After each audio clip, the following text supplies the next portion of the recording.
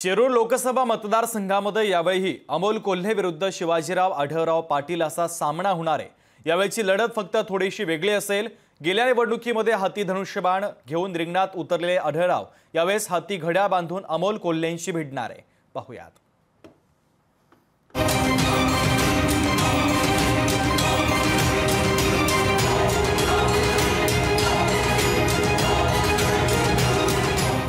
बारामतीच्या शेजारचा आणि तितकाच हाय व्होल्टेज मतदारसंघ म्हणजे शिरूर।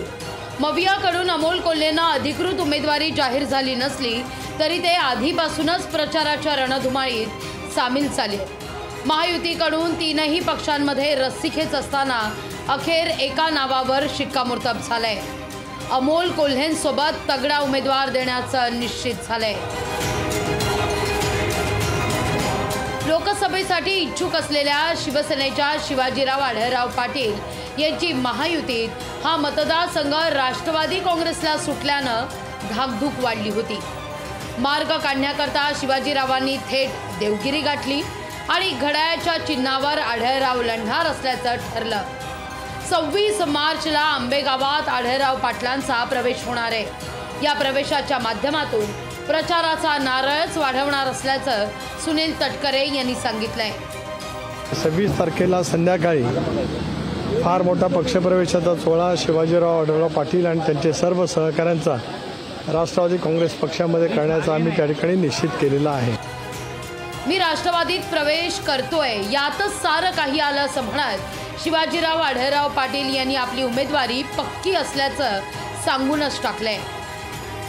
माझ्या मतदारसंघामध्ये होणार आहे मोठ्या प्रमाणामध्ये मोठ्या उपस्थितीमध्ये हा पक्षप्रवेश 26 तारखेला मंगळवारी संध्याकाळी होणार आहे। एकनाथ शिंदे यांच्याशी तुमचं बोलणं झालं? हो, एकनाथ शिंदे साहेबांशी बोलणं झालं। शिंदे साहेब आणि अजितदादा दोघांशी बोलणं झालं। दोघांचं फडणवीस साहेबांशी बोलणं झालं। त्यामुळं 26 तारखेला प्रवेशाला मला त्यांनी ग्रीन सिग्नल दिलेला आहे। 2019च्या लोकसभेच्या निवडणुकीत अमोल कोल्हेंनी आढळरावांना धूळ चारली होती। त्यावेळची राजकीय गणितं वेगळी होती। अजितदादांनी आढळरावांविरोधात प्रचार केला होता, त्यामुळे आढळरावांचा खासदारकीचा चौकार हुकला होता। येणाऱ्या लोकसभा निवडणुकीत आता या निमित्तानं शिरूर लोकसभा लढवून आढळरावांना गेल्या निवडणुकीतील उट्ट काढण्याकरता संधी मिळाली आहे।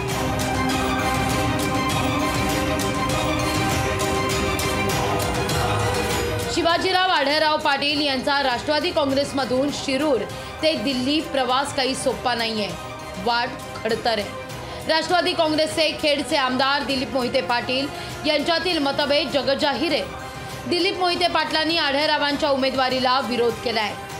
नुसताच विरोध केला नाही तर पक्षानं मला आढळराव यांचा प्रचार करण्यास सांगितलं तर मी राजकारण सोडून घरी बसेन असं सांगूनच टाकलंय। त्यामुळे दिलीप मोहिते पाटलांची अजित पवार समजूत काढतील का हे पाहणं महत्त्वाचं आहे, कारण पक्षांतर्गत विरोध आढळरावांना आता काही परवडणारा नाहीये। स्वप्नील जाधवसह चंद्रशेखर भांगे, लोकशाही मराठी, मुंबई।